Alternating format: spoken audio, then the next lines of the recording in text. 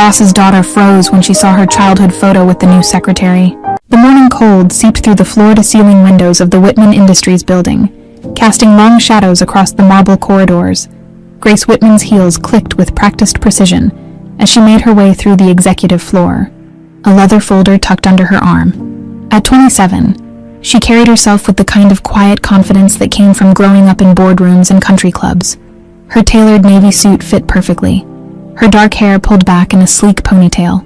Every inch the daughter of Charles Whitman, one of New York's most powerful businessmen. But if anyone looked closely, really looked, they'd see something else in her brown eyes, a sadness that never quite left, a weight she'd carried for 20 years. Grace paused outside the administrative department, taking a breath before pushing open the glass door. Her father had mentioned hiring a new secretary, someone to handle his overflowing schedule and the endless paperwork that came with running an empire. Grace needed to drop off some contracts, sign a few documents. It was supposed to be quick, routine. She had no idea her entire world was about to crack wide open. "Good morning," Grace said, her voice polite but distant as she entered the small office.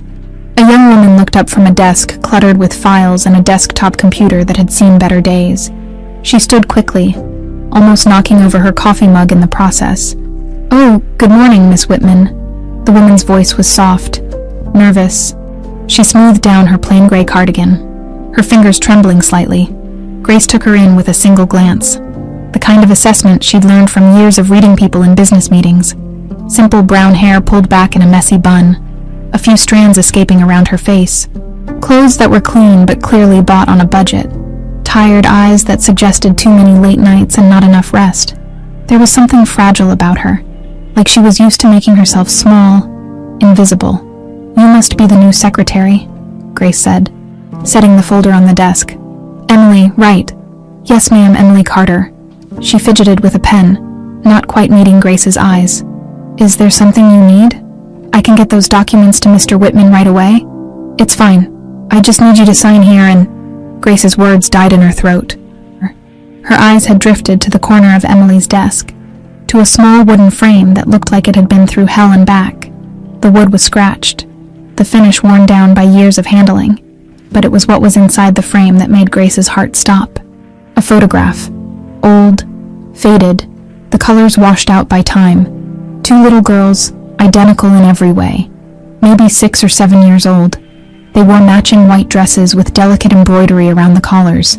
Their hands were clasped together, and behind them stretched a garden bursting with bright yellow flowers. Sunflowers. Dozens of them, reaching toward an impossibly blue sky. The girls were smiling, gap-toothed and carefree, the way only children can be, before the world teaches them to be afraid. Grace knew that photograph. She had the exact same one in her bedroom at home, locked away in a drawer she rarely opened because looking at it hurt too much. It was the only picture she had of her sister. The room tilted. Grace gripped the edge of the desk, her knuckles going white. "Miss Whitman, are you okay?" Emily's voice seemed to come from very far away. "That picture." Grace's voice came out hoarse, barely above a whisper. "Where did you get that picture?" Emily blinked, confused. It's mine. It's the only thing I have from when I was a kid." "That's impossible." Grace's hand shook as she pointed at the frame. "Where did you really get it?" I'm telling the truth." Emily's face had gone pale. "I've had it since I was found, when I was 7. I don't remember anything before that. Just this picture. It was in my pocket when they found me." The words hit Grace like a physical blow. 7 years old, the same age Isabella had been when— "Found?" Grace managed to ask. "What do you mean, found?" Emily wrapped her arms around herself, looking like she wanted to disappear into the floor. "I was found on the side of a road upstate. I was hurt, bleeding. No memory of who I was or where I came from. The police thought maybe I'd been in a car accident, but they never figured it out. Nobody ever came looking for me." Grace stared at her, really looked at her for the first time, past the dowdy clothes and the nervous mannerisms. The shape of her face, the exact shade of her brown eyes, the small dimple that appeared near her lips when she spoke, the way she tilted her head slightly to the left when she was uncertain. Oh God. What? Grace's throat was so tight she could barely speak. What road? We're upstate. Near the Hudson Valley, I think. Some rural area. I spent a couple weeks in the hospital, and then they put me in foster care. I bounced around for years before I ended up at St. Catherine's Home for Children in the Bronx. I aged out when I turned 18, and I've been on my own ever since. The Hudson Valley. The same place where her family's country estate was.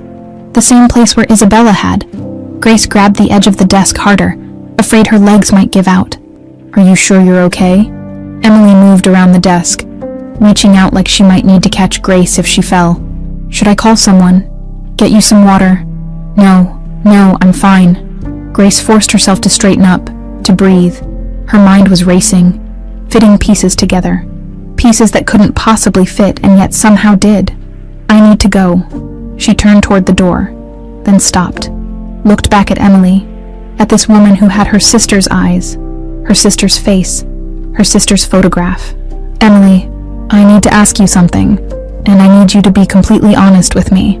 Of course. Have you ever heard the name Isabella Whitman? Emily frowned, thinking, No, I don't think so. Why? Grace swallowed hard. Because 20 years ago, my twin sister Isabella disappeared in a car accident near the Hudson Valley. She was 7 years old, and I have that exact same photograph at home. The color drained from Emily's face. For a long moment, neither of them moved. The only sound was the distant hum of the heating system and the muffled noise of the city far below. That's not possible, Emily whispered.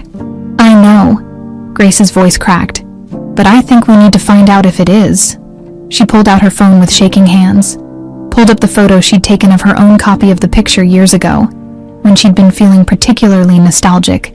She turned the screen toward Emily. It was identical. Exactly. Perfectly identical. The same pose, the same garden, the same two little girls in white dresses holding hands. Emily stared at the screen, then at her own framed photo, then back at Grace. Her eyes were huge, frightened. Who are you? She asked, her voice barely audible. Grace felt tears burning behind her eyes, years of grief and loneliness and questions suddenly surging up all at once. I think, she said slowly, I might be your sister. Grace didn't remember driving home. One moment she was standing in that cramped office, staring at Emily Carter's terrified face, and the next, she was pulling into the underground garage of her Upper East Side apartment building, her hands still trembling on the steering wheel. She sat there in the darkness for a long time, the engine ticking as it cooled, trying to make sense of what had just happened, trying to convince herself she hadn't lost her mind. Finally, she forced herself out of the car and into the elevator, rode up to the 15th floor in silence. Her apartment was exactly as she'd left it that morning. Immaculate, expensive, and utterly empty. Floor-to-ceiling windows overlooked Central Park, the autumn trees a riot of gold and crimson in the fading afternoon light. Grace had bought this place 2 years ago with her trust fund, partly because she loved the view, and partly because she needed space from her father and stepmother, especially her stepmother. She dropped her purse on the entryway table and went straight to her bedroom, to the antique dresser her grandmother had left her. The bottom drawer stuck a little, like it always did. Inside, beneath some old sweaters she never wore, was a small wooden box. Grace lifted it out carefully, reverently. She hadn't opened it in months. Looking at what was inside always hurt too much, but now she needed to see it again. The photograph was right on top, protected by a plastic sleeve. Grace sank down onto the edge of her bed, holding it up to the lamplight. 2 little girls in white dresses, a garden of sunflowers, identical smiles that would never come back. She'd been 7 years old when this picture was taken. She remembered that day. It had been early September, just before the leaves started to turn. Their nanny, Maria, had dressed them in the matching dresses their father had bought them for their birthday. They'd run through the sunflower garden at the Hudson Valley estate, playing hide-and-seek between the tall stalks, laughing until their sides hurt. It was one of the last truly happy memories Grace had. She set the photo down carefully and lay back on the bed, staring at the ceiling. The memories she usually kept locked away came flooding back, sharp and painful after all these years. Their mother, Helen, had died giving birth to them. Grace had grown up knowing this, knowing that she and Isabella had cost their father the love of his life. He'd never said it out loud. Of course, Charles Whitman was too dignified for that, too controlled, but Grace had seen it in his eyes sometimes when he looked at them. A flash of grief so deep it had its own gravity. For the first 7 years of their lives, it had just been the three of them. Well, them and the rotating staff of nannies and housekeepers. Charles worked constantly, building his empire, but he'd made time for them. Weekend trips to the estate, birthday parties, bedtime stories, though he'd always read them stiffly, like he wasn't quite sure how to be soft. Then he'd met Margaret Collins at some charity gala. Grace remembered the first time her father had brought Margaret to dinner. She'd been beautiful, tall, elegant, with perfect blonde hair and a smile that never quite reached her eyes. Isabella had hidden behind Grace's chair, whispering that the pretty lady scared her. Grace had told her sister not to be silly. She wished now that she'd listened. Margaret had charmed their father completely. Within 6 months, they were engaged, and Margaret had moved into their lives like a storm system, rearranging everything, asserting control. The warm, comfortable nannies were replaced with stern governesses. The casual weekend trips became formal affairs with photographers, and Margaret herself was always there, always watching, with that cold smile that made Grace's skin crawl. Isabella had hated her. Grace remembered that clearly. Her sister, who'd been the braver of the two despite being born 3 minutes later, had refused to call Margaret anything but Miss Collins, had thrown tantrums when Margaret tried to hug her, had cried herself to sleep some nights, saying she wanted their real mother. Grace, always the peacemaker, had tried to make it work, had told herself that Margaret would get better, would warm up to them eventually, that they just needed to give her time. She'd been so stupid. The accident happened 3 months before the wedding. October 15th. Grace could still see that date on the calendar in her mind, circled in red. They'd gone up to the Hudson Valley estate for the weekend. The fall colors were at their peak, and Charles had wanted to show Margaret the property, to plan where they'd hold the wedding reception. Isabella had begged to stay home, said she had a bad feeling, but their father had insisted. Margaret had smiled her ice-cold smile and said of course the girls should come. They were going to be a family. After all, Grace had stayed at the house that day, nursing a cold. Isabella had gone into town with Maria, their nanny, to pick up supplies for dinner. Just a quick trip down the winding country roads. They'd never made it back. The call came around 6 in the evening. Grace remembered her father's face going white as he listened to the voice on the other end. Remembered Margaret's hand on his shoulder, squeezing, her expression unreadable. Remembered the police arriving, then the ambulance, then more police. Maria was dead. The car had gone off the road on a sharp curve, rolled 3 times before slamming into a tree. She'd died on impact, and Isabella was gone, vanished. The police had searched for days, weeks. They'd combed the woods, dragged the nearby river, brought in dogs and helicopters and volunteers. They found nothing. No body, no evidence. Nothing but a few scraps of torn fabric caught on branches near the crash site. Eventually, they concluded that Isabella must have been thrown from the car during the rollover, that animals had dragged her body away, or that she'd wandered, injured and confused, into the river and drowned. The case was closed. 7-year-old Grace had screamed that they were wrong, that Isabella was still out there, that they had to keep looking, but no one had listened. She was just a traumatized child. They'd said she needed time to heal, to accept. 2 weeks after they stopped searching, Charles and Margaret got married in a small, private ceremony. Margaret moved into the townhouse permanently, and Grace learned to lock away her grief, to stop asking questions, to survive in a house that suddenly felt like a mausoleum. Now, 20 years later, Grace stared at the ceiling of her expensive apartment and wondered if she'd been right all along, if Isabella had survived, if she'd been out there all this time, alone and forgotten. If Emily Carter was her sister. Grace sat up abruptly, grabbed her phone. She found Emily's employee file in the company system. Her father's assistant had added her to the directory that morning. There was a phone number. Grace stared at it for a long moment, then typed out a text before she could lose her nerve. "This is Grace Whitman. I know this is crazy, but I need to talk to you. Can we meet tomorrow? Somewhere private, please." She hit send, then immediately wanted to take it back. What was she doing? Emily probably thought she was insane, Probably thought this was some kind of elaborate. Her phone buzzed. Okay, where? Grace let out a breath she didn't know she'd been holding. There's a coffee shop on 73rd in Lexington. Cafe Marcello, tomorrow at noon. I'll be there. Grace set her phone down with shaking hands. Tomorrow. Tomorrow she'd start getting answers.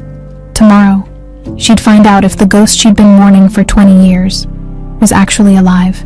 She looked at the photograph again, at the two little girls who'd had no idea what was coming. One of them had grown up in penthouses and private schools, learning to navigate high society.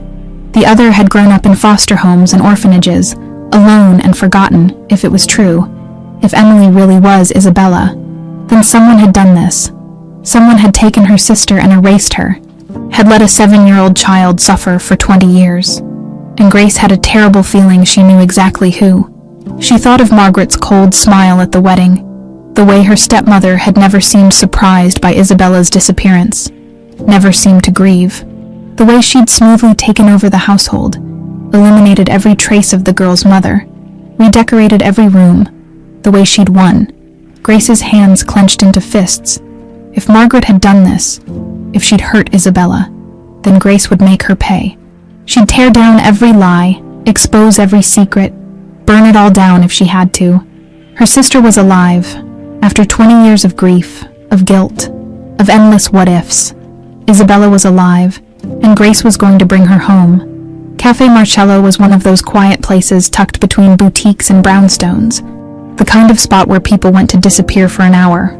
Grace arrived 15 minutes early, claimed a corner table in the back, and ordered an espresso. She knew she wouldn't drink. Her leg bounced under the table, nervous energy she couldn't contain. Emily walked in at exactly noon, looking even more uncertain than she had yesterday. She wore jeans and a simple sweater, her hair down this time, falling past her shoulders. Grace watched her scan the cafe, saw the moment their eyes met, saw Emily's hesitation. But she came. She walked to the table and sat down, setting her purse carefully in her lap like she might need to run at any moment. "Hi," Emily said softly. "Thank you for coming." Grace's voice came out steadier than she felt. "I wasn't sure you would." "I almost didn't." Emily's fingers twisted the strap of her purse. "I barely slept last night. I kept thinking this has to be some kind of mistake, or a joke, or... It's not." Grace pulled out her phone, pulled up the photo she'd taken of her own copy of the picture, set it on the table between them. "I've had this my entire life. It's the only picture I have of my sister and me together. My dad says it was taken about 2 weeks before the accident." Emily stared at the screen, then reached into her purse with shaking hands. She pulled out her own phone, found an image, turned it around. The same photograph, slightly different angle, slightly different lighting, but unmistakably identical. "I don't understand," Emily whispered. "How is this possible?" "I don't know yet, but I'm going to find out." Grace leaned forward. "I need to ask you some questions." "Is that okay?" Emily nodded, her face pale. "You said you were found near the Hudson Valley when you were 7. Do you remember anything? Anything at all?" "No, nothing concrete. Just feelings, I guess. Sometimes I have these dreams about a big house with tall windows. And gardens. Always gardens with yellow flowers." Emily's voice cracked. "I used to think I was making it up, you know. That my brain was inventing memories because I didn't have any real ones." Grace felt her throat tighten. "Our family estate has sunflower gardens. My sister, Isabella, she loved them. She used to pick the petals and leave them all over the house." "Isabella," Emily repeated, testing the name on her tongue. Was that her name?" "Yes, Isabella Helen Whitman. We were twins, identical." Grace paused, studying Emily's face, looking for herself in the features. It was like looking in a mirror that had been weathered by different storms. The accident happened on October 15th, 20 years ago. A Saturday.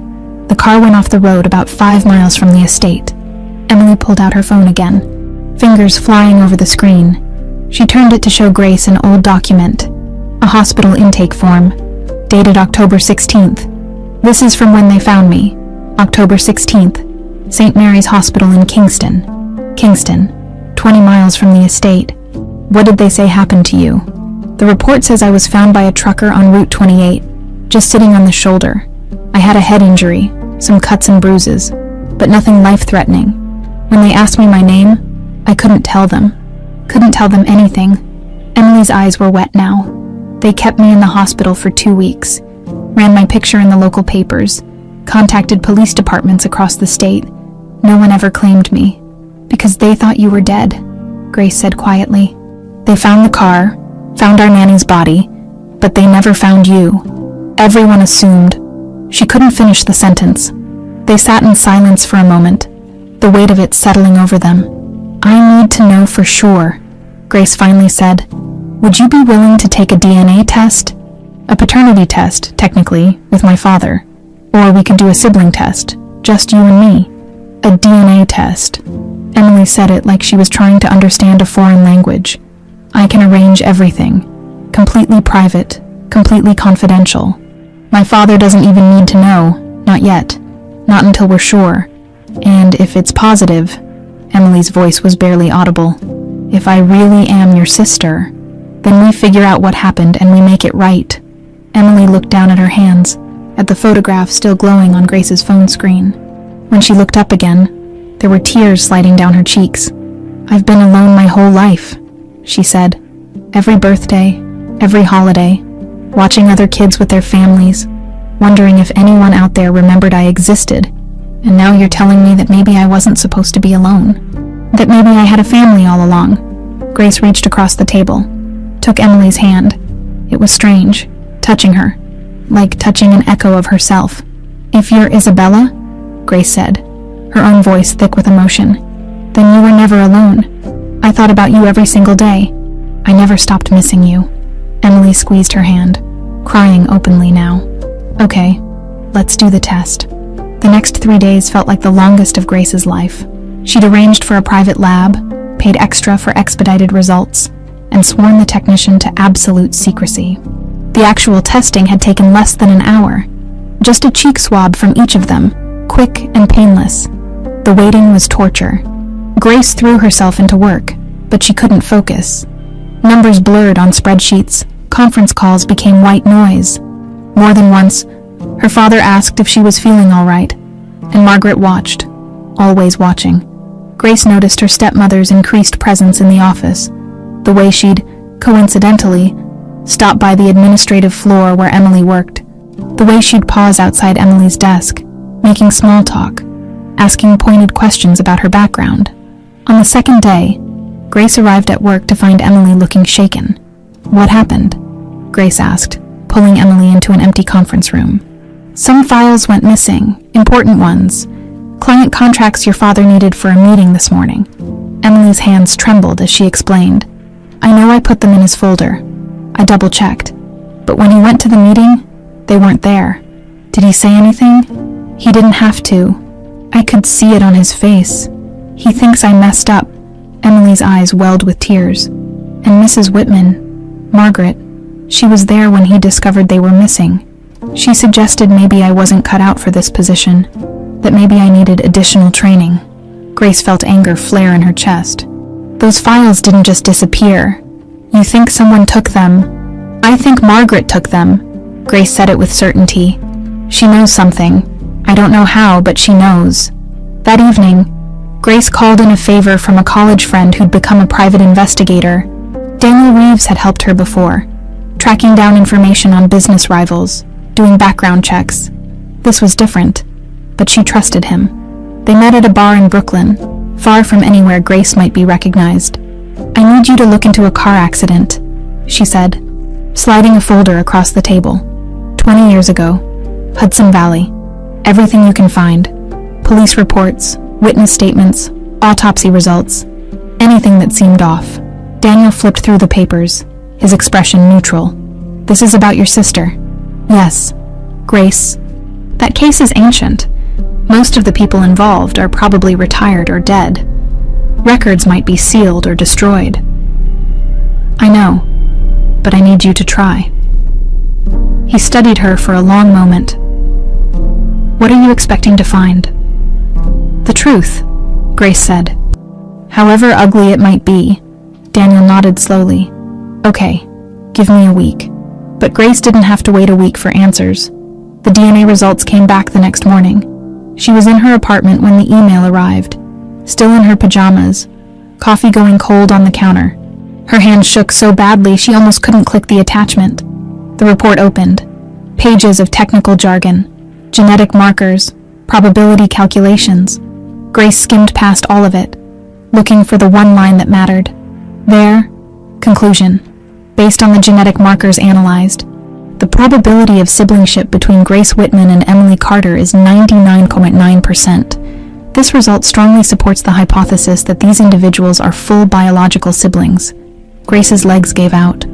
She sank to the floor, the phone still clutched in her hand, and cried for the first time in years. Deep, wrenching sobs that came from somewhere she'd kept locked away for 2 decades. Emily was Isabella. Her sister was alive, after 20 years of guilt and grief and nightmares. After convincing herself she'd somehow failed to protect her twin. After learning to live with the emptiness. Isabella was alive, Grace called Emily, her voice still thick with tears. The results are in. Can you come over? Now, please. Emily arrived 30 minutes later, breathless from rushing. Grace opened the door, and they just stared at each other for a moment. It's positive, Grace said. You're my sister. You're Isabella. Emily's face crumpled. Grace caught her as she stumbled forward, and they held each other in the doorway, 2 halves of a broken whole finally coming back together. They spent hours in Grace's apartment that day, talking, crying, trying to piece together 20 years. Emily, Isabella, sat curled on Grace's couch, looking small and overwhelmed. Grace made tea. Neither of them drank and printed the DNA results so they could hold something real. I can't believe this, Isabella kept saying. I can't believe I have a sister, a family, a father too. He's going to lose his mind when he finds out you're alive. Isabella's face clouded. What if he doesn't believe it? The DNA doesn't lie, and you look just like me, like our mother. He'll know. When are you going to tell him? Grace hesitated. Soon. But I need more information first. I need to understand what really happened. You think someone did this on purpose? Don't you? Isabella pulled her knees to her chest. I've thought about it my whole life, but thinking someone deliberately hurt me? That's evil. I know. Grace's jaw tightened. And I think I know who. Her phone rang. Margaret's name flashed on the screen. Grace let it go to voicemail. Another call came through. Then a text. Grace, darling, where are you? Your father and I were hoping you'd join us for dinner tonight. The word family made Grace want to throw her phone. Who is it? Isabella asked. My stepmother, Margaret. Grace practically spat the name. She's been watching you at work, and now she's suddenly desperate to see me. How could she know? I don't know, but the apartment intercom buzzed. Grace and Isabella both jumped. Yes, Miss Whitman. There's a Mrs. Margaret Whitman here to see you. Should I send her up? Grace's heart hammered. She looked at Isabella. Tell her I'm not home. She says it's urgent, miss. A family matter. If she refused, Margaret would know something was wrong. But if Margaret saw Isabella, give me 5 minutes, then send her up. Grace turned to Isabella. You need to hide. Bedroom. Closet. I don't care. She cannot see you. Grace. Please, I'm not ready to confront her yet. Just trust me. Isabella grabbed her purse and disappeared into the bedroom. Grace took a deep breath and waited. The knock came exactly 5 minutes later. Margaret swept in without waiting, her heels clicking on hardwood. Grace, darling, there you are. Margaret's eyes swept the apartment, landing on the 2 teacups, the crumpled tissues. The DNA report Grace hadn't hidden. Grace's stomach dropped. Not feeling well. It looks like you had company. Just a friend. Grace moved to block the bedroom door.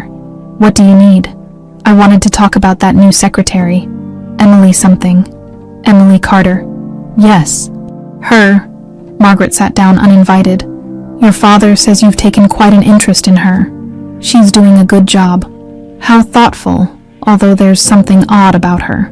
Margaret picked up a teacup. And she has a photograph on her desk. 2 little girls. Quite old. Grace's blood turned to ice. Funny thing, Margaret continued. It reminded me of a picture I saw once, years ago, in your father's study. Lots of people have old photographs. True, but identical photographs.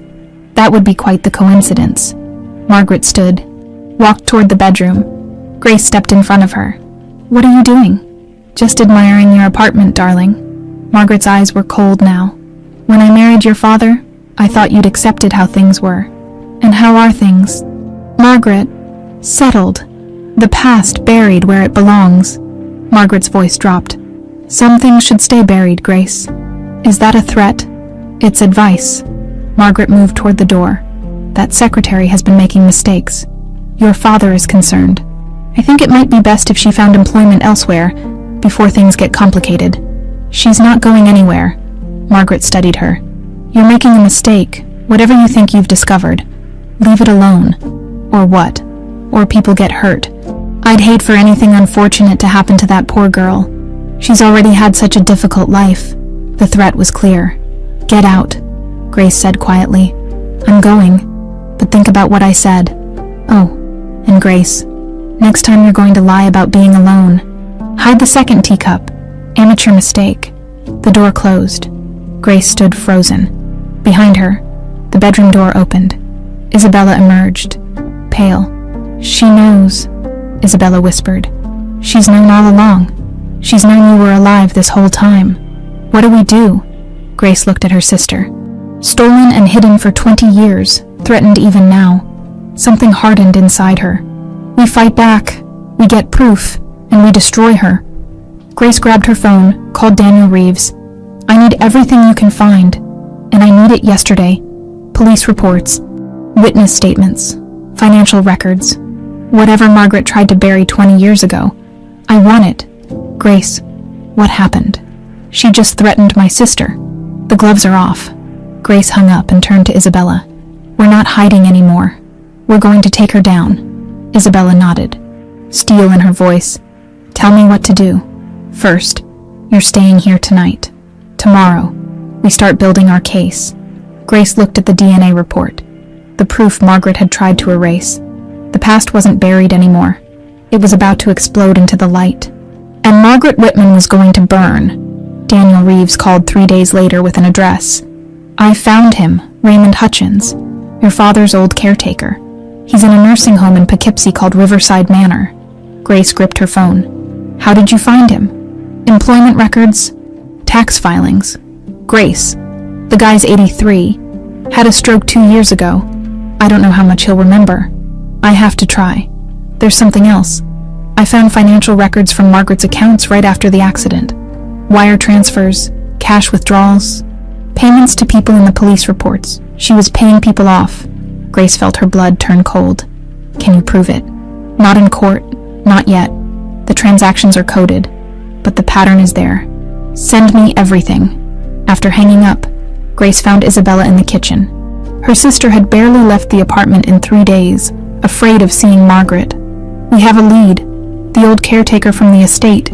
He's alive. Isabella's hand trembled. Do you think he knows? Only one way to find out. They drove upstate that afternoon, the November landscape blurring past. Riverside Manor was a depressing brick building, the lobby smelling like disinfectant. They found Raymond in a wheelchair by a window, staring out at the parking lot. He was impossibly thin, an oxygen tube under his nose.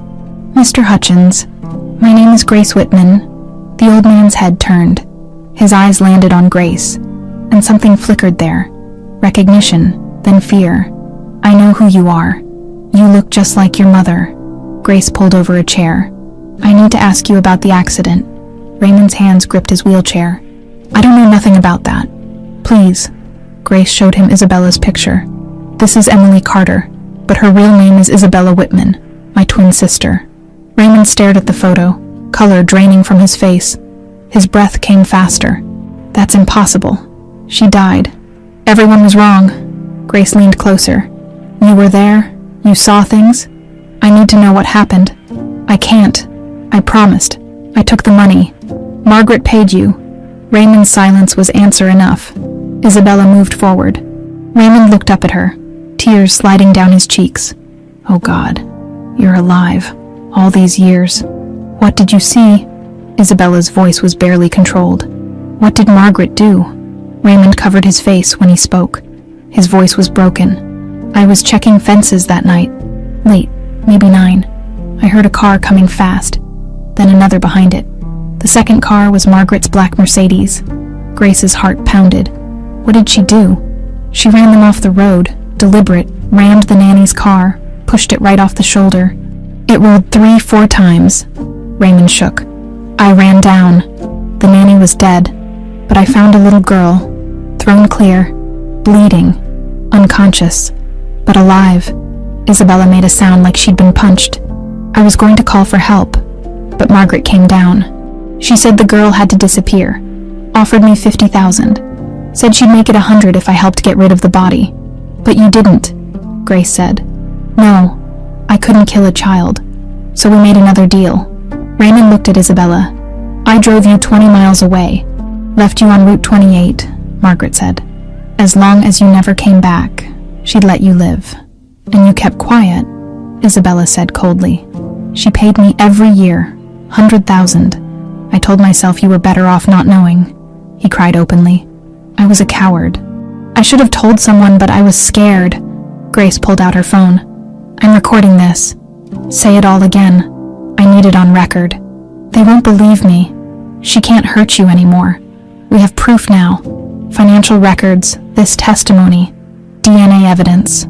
Grace's voice was steel. "We're taking her down, but I need your help." Raymond looked between the sisters. Finally, he nodded. "Okay, I'll tell you everything." For the next hour, Grace recorded every detail. The crash, Margaret's cold calculation, the payments, the guilt. When they left, the sun was setting. Isabella was silent. "Are you okay?" Grace asked. "No, that man left me like garbage. Let me grow up alone, all for money. I know, and Margaret tried to kill me, murdered the woman caring for me." Isabella turned to Grace, eyes burning. "How do we make her pay?" Grace started the engine. "We expose her in front of everyone.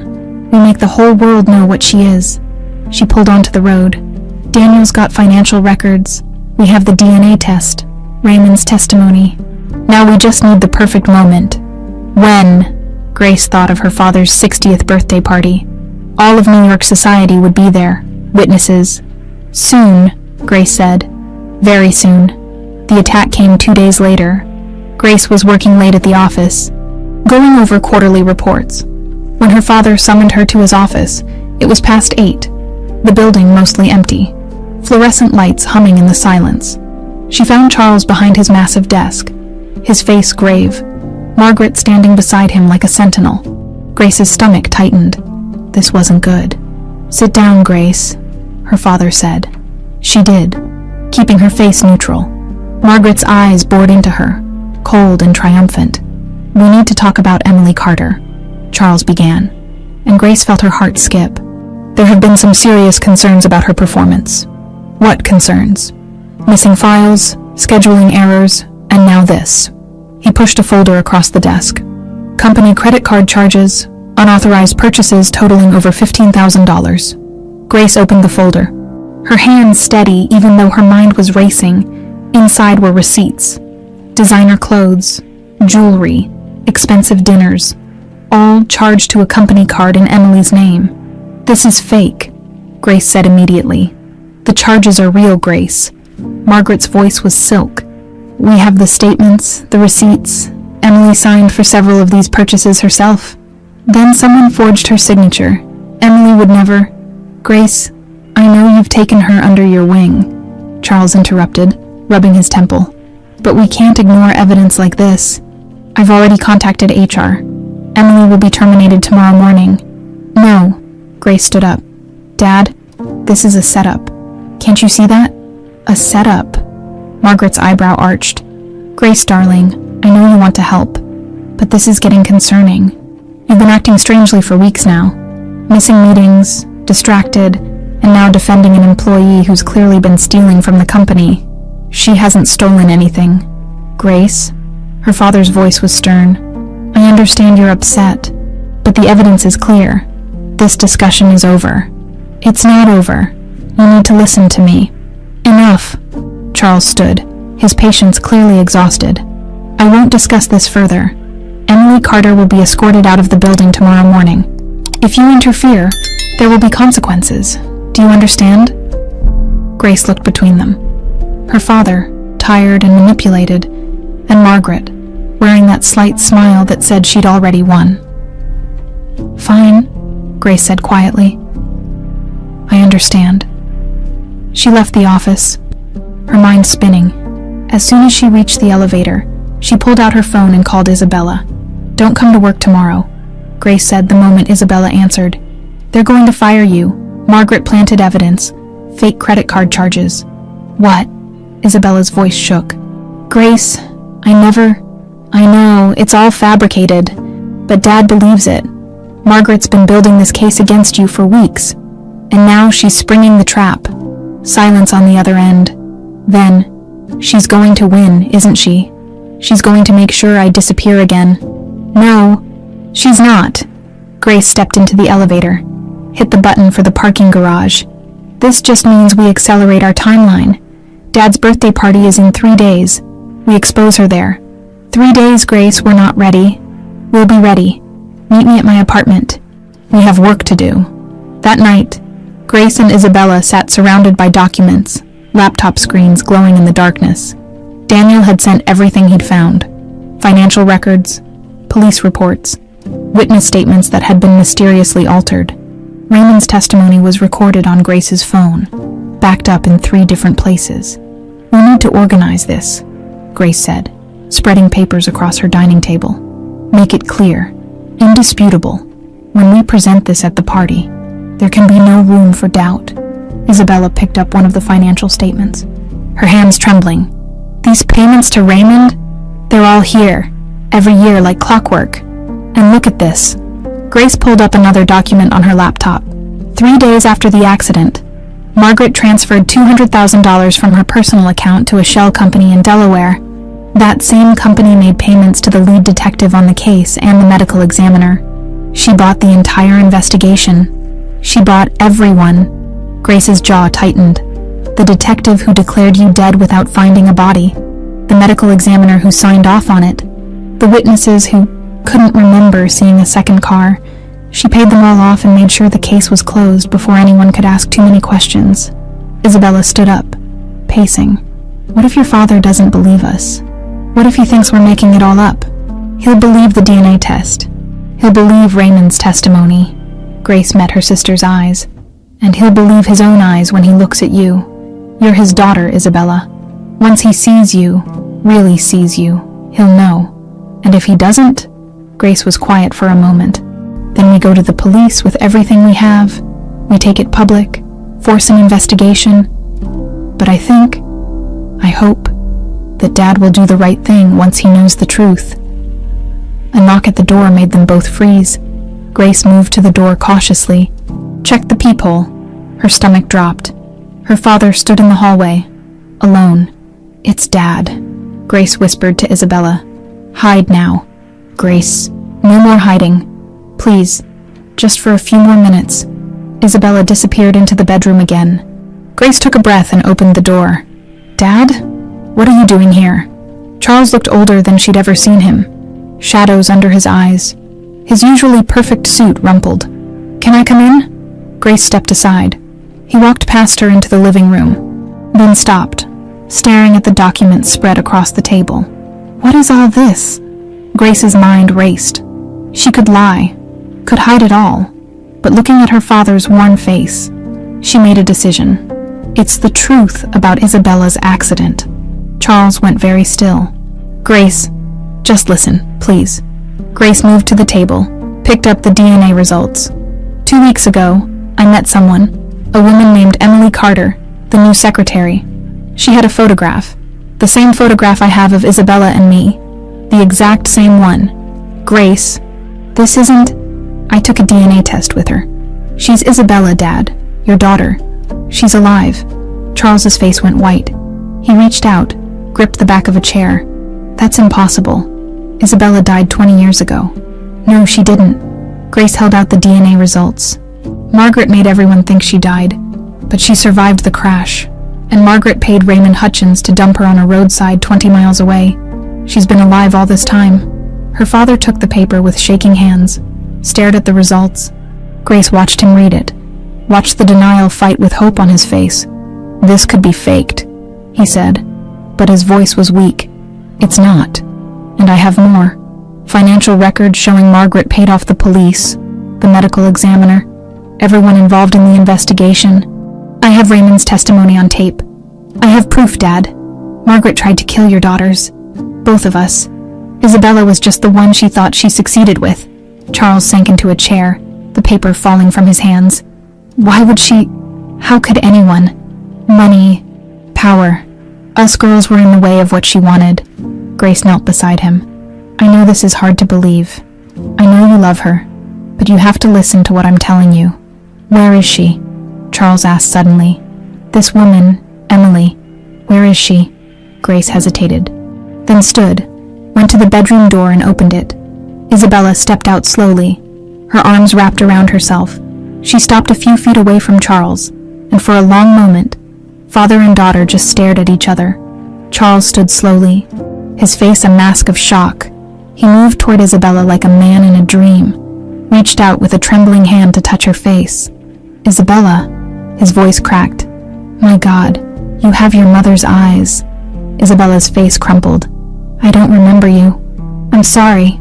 I don't remember anything before I was 7. It doesn't matter." Charles pulled her into his arms, and Isabella broke, sobbing against his chest. "You're alive. My daughter is alive." Grace watched them, tears streaming down her own face, but her relief was short-lived. Her phone buzzed, a text from an unknown number. "I know what you're planning. If you expose me at that party, your sister won't live to see the next day. Try me." Grace's blood turned to ice. She looked up to find her father and Isabella still embracing. Unaware of the new threat, Margaret knew, and she was done playing games. Grace showed her father the text message. Charles read it, his face hardening with an emotion Grace had rarely seen in him. Rage. "She threatened my daughter." His voice was quiet. "Dangerous. She threatened Isabella again. Which is why we have to be careful," Grace said. "Margaret's desperate now. She knows we're coming for her, and desperate people do desperate things." Charles looked at Isabella, still standing there looking lost and overwhelmed. "We should go to the police right now with everything you have." "No," Grace shook her head. "Margaret's had 20 years to cover her tracks. She's paid off half the people involved, and the other half are dead. A police investigation could take months, and in the meantime, she walks free. She could run. She could destroy evidence. She could hurt Isabella," Charles finished, understanding dawning in his eyes. "Exactly. We need to force her hand, make it impossible for her to escape." Grace pulled out her laptop, brought up a file. "Your birthday party is in 3 days. 300 guests. All of New York's elite, investors, politicians, journalists. If we expose her there, publicly, with witnesses everywhere, she can't run, she can't hide, and she can't hurt Isabella without exposing herself even more. You want to turn my birthday party into a trial," Charles said slowly. "I want to turn it into justice." Charles was quiet for a long moment, looking between his daughters. Finally, he nodded. "Tell me what you need." For the next 2 hours, they planned. Grace laid out everything. The DNA results, Raymond's testimony, the financial records Daniel had uncovered. They'd need visual aids, a way to present the evidence clearly to a crowd.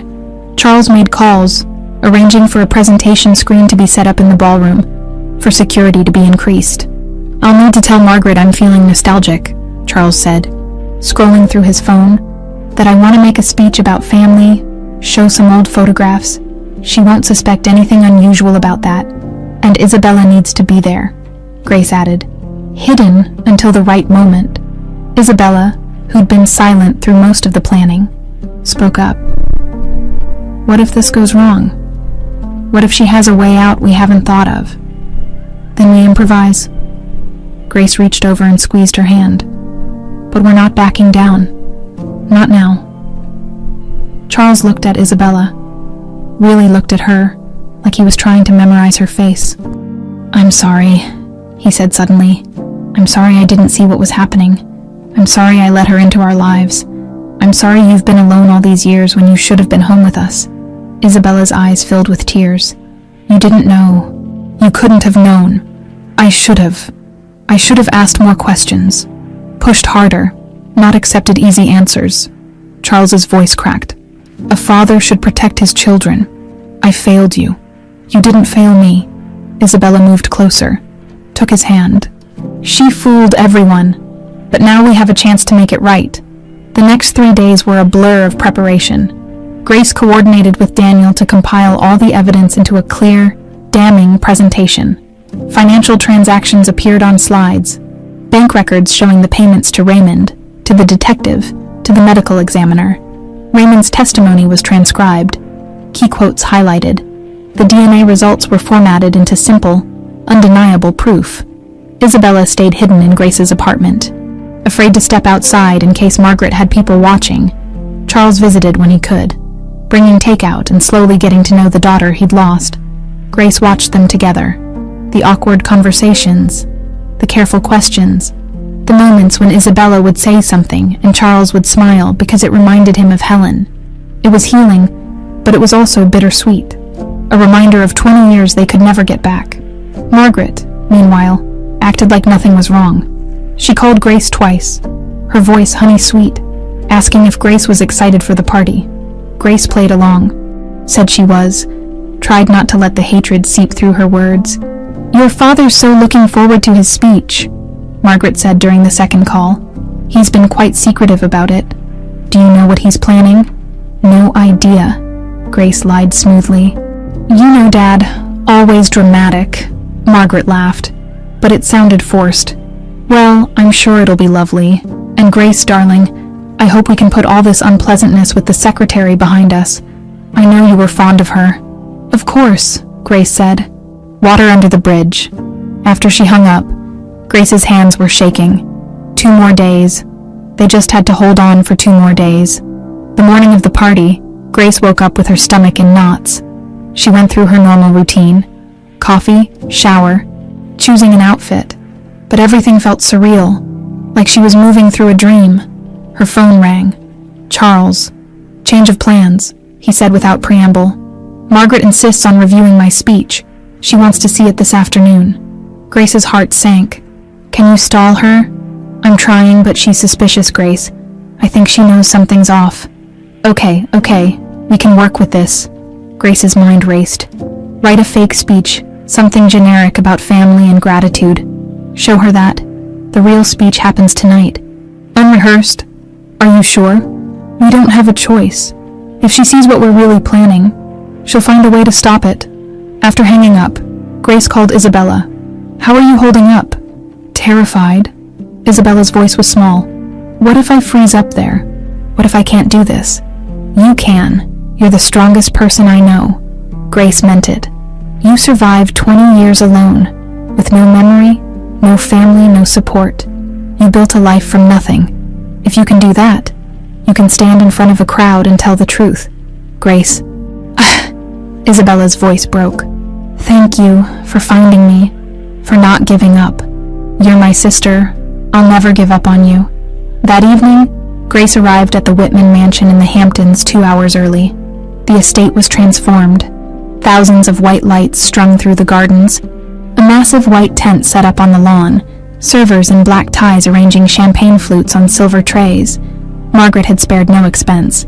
It would have been beautiful if Grace didn't know what was coming. She found her father in his study, pale but determined. "The presentation is loaded on the system," he said. "I've got copies of everything backed up on 3 different drives. Security knows to let Isabella in through the side entrance when you give them the signal. And Margaret, getting ready upstairs. She's in a good mood. Thinks tonight is her triumph."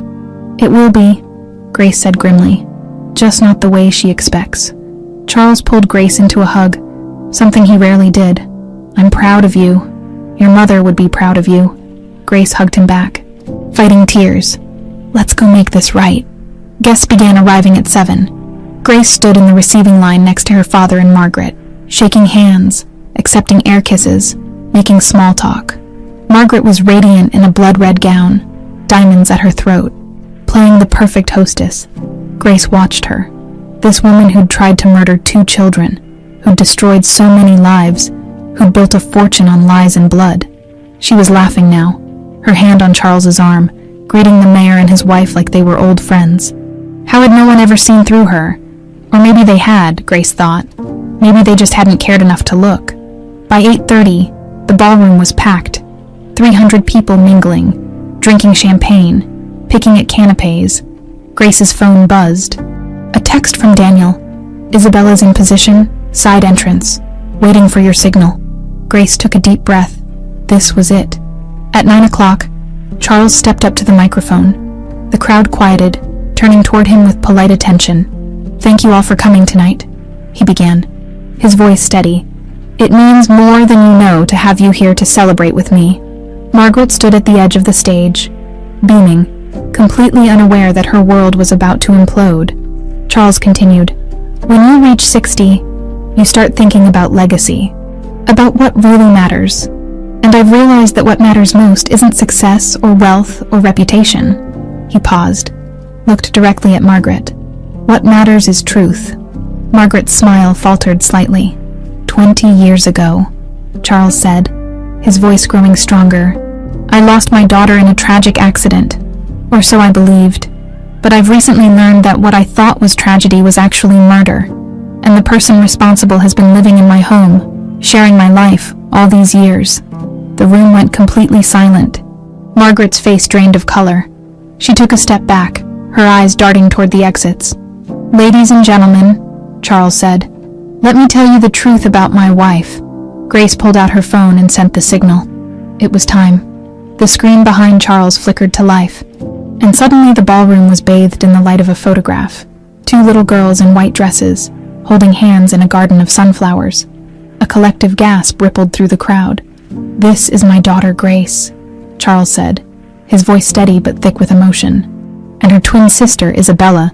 This photo was taken 2 weeks before Isabella supposedly died in a car accident 20 years ago. Margaret started moving toward the stage, but 2 security guards stepped into her path. She turned, looking for another exit, but found her way blocked at every turn. I say supposedly, Charles continued, because my daughter didn't die. She survived, and the woman I married, the woman standing right there, is the one who tried to kill her. The crowd erupted in shocked murmurs. Phones came out. People already texting, tweeting, recording. This was going to be everywhere by morning. That's absurd, Margaret said, her voice carrying across the ballroom despite the noise. Charles, you're not well. You need to sit down. What I need, Charles cut her off, his voice like steel, is to show everyone here exactly what kind of monster I've been married to. The screen changed.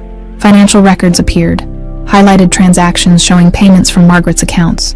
3 days after the accident that supposedly killed my daughter, Margaret transferred $200,000 to a shell company in Delaware. That company then made payments to Detective Robert Morrison, who led the investigation, to Dr. Edward Hayes, the medical examiner who declared Isabella dead without ever finding a body, to Raymond Hutchins, our estate caretaker who witnessed what really happened that night. This is fabricated, Margaret said, but her voice had lost its confidence. Someone has clearly doctored these records. We have the original bank statements, Grace said, stepping up beside her father. Verified by 3 independent forensic accountants, every transaction is real. The screen changed again, this time to a video. Raymond Hutchins appeared, old and frail in his hospital bed, but his voice was clear. My name is Raymond Hutchins. 20 years ago, I witnessed Margaret Collins deliberately run a car off the road on the Whitman estate. The driver, Maria Santos, died on impact, but there was a 7-year-old girl who survived, Isabella Whitman. Margaret offered me money to help dispose of the body. I couldn't kill a child, so I made a deal. I drove Isabella 20 miles away and left her where someone would find her. With no memory of who she was, Margaret paid me to stay silent. $100,000 a year for 20 years. The ballroom had gone completely silent now, every eye fixed on the screen, then on Margaret. This man is senile, Margaret said desperately. He's making up stories for attention, or someone's paying him. We have the payment records, Charles said. Every single transaction, from the day after the accident until 2 years ago when Raymond had his stroke. We have testimony from the hospital staff who treated Isabella when she was found. We have police reports that were conveniently altered. And we have this. The screen changed to show a DNA analysis. The results highlighted in bold. This is a certified DNA test. Conducted by Genetech Laboratories 3 weeks ago, it confirms with 99.9% certainty that Emily Carter, a woman you recently tried to frame for embezzlement and have fired from our company, is my daughter Isabella. Margaret's face had gone from pale to gray. She looked around the room, at 300 faces staring at her with horror and disgust, at the security guards blocking every exit, at the phones recording her downfall. "Charles," she said, and her voice had changed, become softer, pleading. "Charles, please, we can talk about this privately. You're embarrassing yourself, embarrassing the family. The only one who should be embarrassed is you," Charles said coldly, "and you should be in prison." "Where is she?" Someone in the crowd called out. "Where's Isabella?" Grace pulled out her phone, sent a text. The ballroom doors at the far end opened, and Isabella walked in.